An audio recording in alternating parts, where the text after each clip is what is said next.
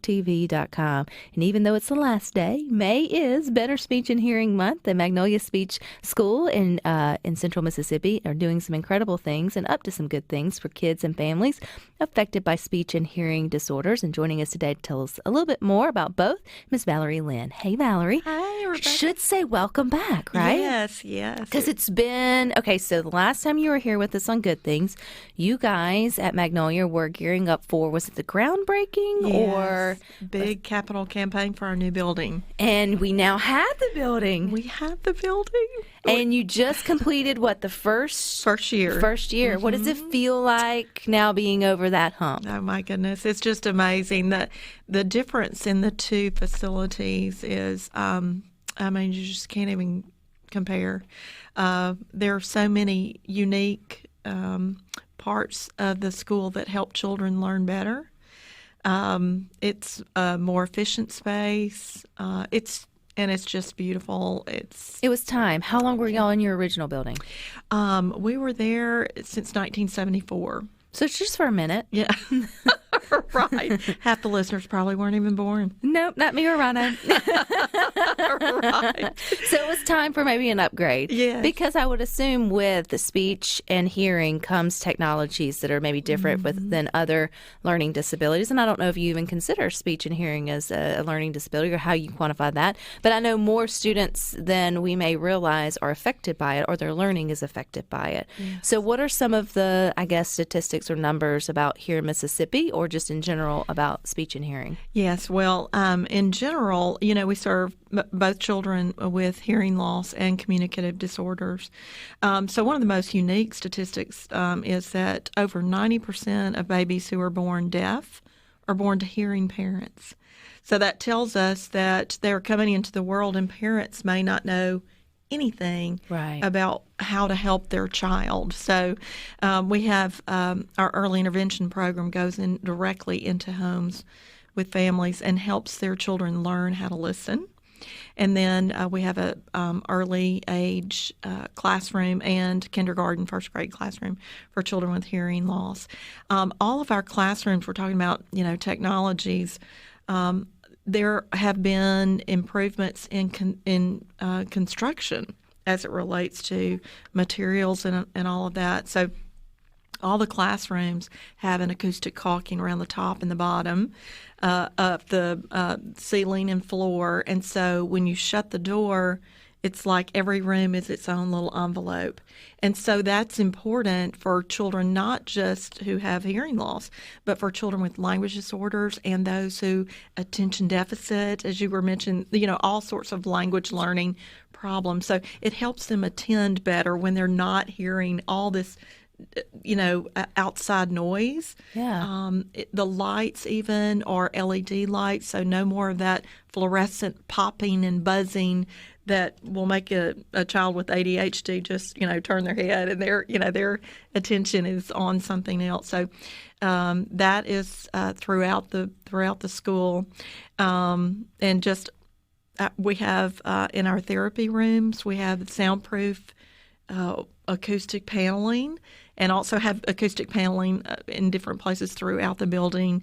All these things, specifically the acoustic paneling in a therapy room helps a child listen directly and hear purely what the therapist, their sound that they may be trying to teach. So I feel like I need these panels in my house. Yes. Yeah. To sort of be able to tune our attention to what Mom is saying. No, I joke, but it's these little tweaks, and you think, hey, that doesn't that doesn't add up to much, but it really does. It can change the game for a child who's trying to already, focus and learn, but then they have these other sort of roadblocks or uphill. So when we actually had to have our youngest hearing tested shortly after she was born, everything came okay. So I feel like we do a good job of screening for, I guess, just being deaf or like some hearing loss. Mm-hmm. But I feel like there's got to be a lot that go through the gap that sort of miss it or are missed until later on. When are parents sort of figuring out that maybe there may be a hearing loss associated with them having a hard time in school? If they're not caught at that early sort of time. Right. Well, and this can happen, because a child can have fluid in their ear, or there can be other things that just interrupt their pure hearing at any time. And just to kind of ease parents' minds, in kindergarten and first grade in a public school and in a non-public school, there's typically a hearing screening. And so, yes, and that's done on all first graders. And in non-public schools, too, they usually start a little bit younger than that, even 4 and 5. So those, just the basic thing, and the report comes home whether they're hearing or not. But a lot of times that fine difficulty that they with hearing and discriminating sound, you see that when a child has difficulty reading, or when they're learning to read. Even they may not hear the fine discriminations in the sounds, and so that affects how they understand the phonemic awareness. I know dyslexia awareness has really risen over the last couple of years, or maybe it has in my world because my kids and friends are moving through that 3rd, 4th, 5th sort of grade where it's heightened more. But when they test for dyslexia, Valerie, do they also test hearing to see if there's one in the same, or one's causing one, or what the chicken or the egg came first, or? Yeah, a hearing screening and an auditory assessment should be a part of every single language or speech evaluation that you're doing, because you got to rule out those main sensory things first. You also, with dyslexia, you want to look at vision, do a vision screening, do a distance and a close vision screening to make sure that your vision acuity is good. But yes, absolutely, you should have an audiological assessment or a screening, and if they fail that screening, you do not need to go forward with the assessment. So if the child is coming into you, maybe they've got fluid in their ears and they fail the screening, don't do the test. Just wait until their ears are clear so you can get a better. Would that be like just through, you just have like a ear infection, or your doctor would give you antibiotics and clear it up? Or yes. Is that just like where you would go and get tubes, talking about with fluid in your ears? Yes. Well, usually with tubes, and this is a little bit more of a medical question, so I want to be sure that I'm not saying the wrong thing. But usually a doctor's going to recommend tubes after you have 2 or 3 continuous or chronological and chronic ear infections with fluid in the ear. That's when they'll probably recommend tubes for the children. Here's another statistic: 5 of 6 children under 3 are going to have middle ear infections. So it's very common, and you just got to keep a watch on it. And the other thing I'll say about all that too is parents, you just trust your gut. If you think something's not right, you keep following that instinct, because typically mothers are really, and fathers are really right about that sort of thing. Especially, I would think, if you had a kid who you felt like was not listening to you, but then they weren't doing it out of ill intent. You start to sort of question, instead of just getting angry, like, can you hear me? Or did you did you really hear me? Or, right. Or sort of picking up on those different cues.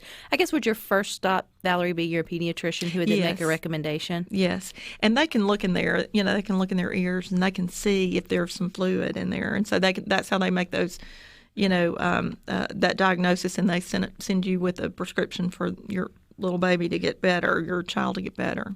I feel like, and it's one of those, now that I'm thinking back, out of all of our well baby visits or checkups, I guess when the pediatrician's just simply calling their name to see if they answer, they're getting screened, and you may not even, or not call it, but you necessarily know it, or just sort of pick up on it. Yeah, a lot of it is observational, you know.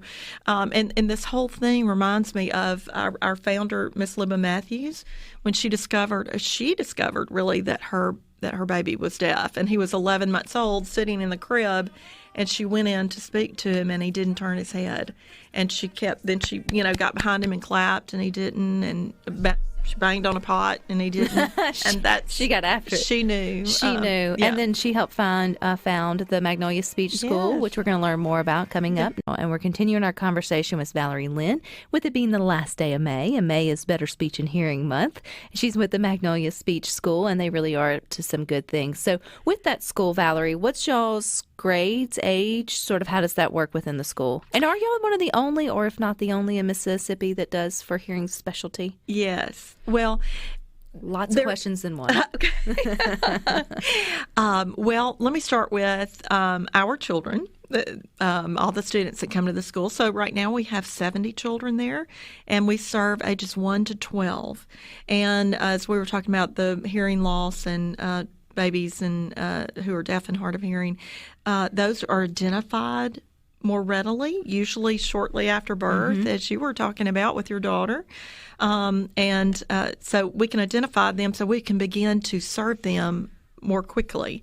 And so subsequently, then they usually leave us earlier, too. They usually leave us going into first grade, and typically they're even ahead of their hearing peers when they get there. And then, so a lot of times with language problems, particularly dyslexia, auditory processing issues, you may not see that until first grade when your smart child is having trouble reading, or they're not following directions, and you're like, I know they understand that. And so that's where those they come in for testing. They're just kind of like putting their hands up in the air saying, I'm not sure why this is going on. Well, we test them, and it's the children we serve, it's very specific to these particular language disorders, because what we want to do is close that gap so they can get back into their regular I don't know if I've ever heard dyslexia referred to as a language disorder. Which I get. Yes, yes. And I think because dyslexia itself is, in that word dyslexia is the word language. Language is in there. Children can, when we think about dyslexia, about them just transposing letters, it's much more than that. And there are different, there's dyscalculia where they have trouble with math. They, have both problems and they transpose, that sort of thing. Yes, I mean, it plus it can affect their reading. And so that affects their conversation and their understanding and all of that too. Do parents have to have a referral to come to the Magnolia School? No, they do not. They don't. And we can just assess. We can just test children. That doesn't mean we'd be testing them for admission, but often we do. We do test for admission, but a lot of times we just test because they're saying, what's going on? I know there's something quirky here. What is it? So would it be because I know with you being in central Mississippi, but you guys help students all across the state that sort of meet the requirements.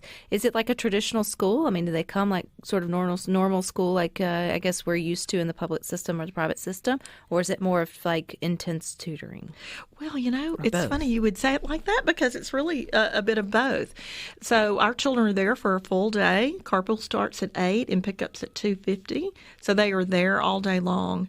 But our classrooms are very small, no more than 8 children in a classroom. And the younger the children are, the fewer the children that are in that classroom. And getting back to your question about grades, we're ungraded. The children are grouped according to their chronological age and their language levels. So in a classroom, you're going to have, 6 to 8 darling children, but their language levels may be 2 years apart. And children with language disorders also have what we call gappy skills. So they may be above average on a particular language skill and then below on another. And so all over the place, the children are all over the place, but the teachers are really excellent, and they know how to manage all of that and really address each child's individual needs. Ms. Valerie, how did you find your way to the Magnolia Speech School? Oh, my goodness. Well, I was a speech pathologist for 27 years and worked with pediatrics. I particularly loved working with children who had very severe articulation. So like, a little 5 or 6 year old that you couldn't really understand. Those were my favorite. It was just like untangling a bunch of necklaces from a jewelry box. You just straighten it out and and you help that child get those rules of speech in order so that they, have articulate and very beautiful speech. But and then children with language disorder. So that was my favorite. But I left the field for just a little bit, and I was the executive director of JDRF, which is an excellent national nonprofit for diabetes. And there, I learned a lot about being, an executive director of a nonprofit. And I was approached by the longtime executive director there. Her name is Ann Sullivan. It really is Ann Sullivan. She then married, and now she's Ann Brawley. But she reached out and asked me to, would I be interested in, and the timing just wasn't quite right. But then about a year and a half later, the timing did seem right, and it was a big job, and I had to think about it a lot, but got a little direction from the good Lord above.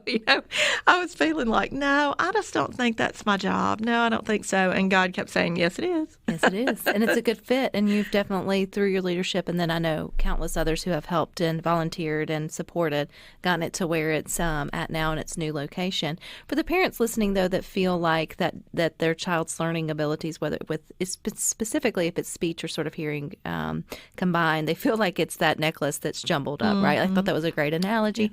Is there hope, like that there can be that learning can be learned how to learn? Yes. We use the association method with our children, and it's a very specific method to teaching language. It's repetitive, it's sensory, it's hierarchical, and so the children have success with it, and you build on that. And that's kind of like straightening out those rules that are jumbled in their head by using the association method. And it's also very, as you were talking about a minute ago, it's like a therapeutic classroom. Yeah. I loved when you said that, because it's like that combination. But we use the association method to teach all these other things as well: social studies, math, science. They get those also, so that when they leave us, again, they are prepared to go into a classroom and, be as caught up as they can. The other thing I'd say about that is every child has a different level of potential. We have had children who left the school and went on to honors college at Ole Miss and other places, but this one particular graduate, she was deaf and went to, she was in the honors college and graduated in journalism. Isn't that amazing? Yes. And so that level, our graduates go on to specific high professions, and then some of our children, they just learn to read. And that opens up their world, though. Otherwise, they may not, had they not come to us, they might not have ever learned to read. They might have dropped out of school, and, the problems that come from that. So we look at each child and see their potential and work with their parents. This is a very important part of it, that their parents are, and we are all working together to help them reach their potential. How can folks get in touch with the Magnolia School? Well, we're on the web. School. Yeah. On the website, magnoliaspeechschool.org. The telephone number is 601-914-9200. You can come by the school. I mean, we're accessible, Jeff in Oxford said his stepdaughter is currently going to Ole Miss to be a speech therapist. It feels like what a cool career choice that has a lot of opportunity to really make an impact with their patients' lives. When you wouldn't necessarily think about it when you think of physical therapy or occupational therapy, you forget speech therapists have great potential to be, lasting, life-changing. I love when young ladies call the school and say, I'm thinking of majoring in speech path, or can I come observe? I've always said as a woman, and it's not against any men, of course, at all, but it's a beautiful field for women if you want to have a family or if you don't. I mean, you can do research. You can work in the public schools. If you want to go really medical, you can go to a rehab facility and do things, as we were talking about, with swallowing and all of that, helping people with head injury, TBI. There's so many important things that speech pathologists do. And I think sometimes it just gets left out of the conversation on things in terms of healthcare careers. Well, very important. Valerie, yours has taken you all around, so I think it's pretty cool. Thank you. I look forward to having you back to hear what else is going on at Magnolia Speech School. But I guess happy May, the end of May. Yes, yes. And thank you for having us on, because speech and hearing is very important. It is very important. But you guys stick with us. We got more for you coming up next.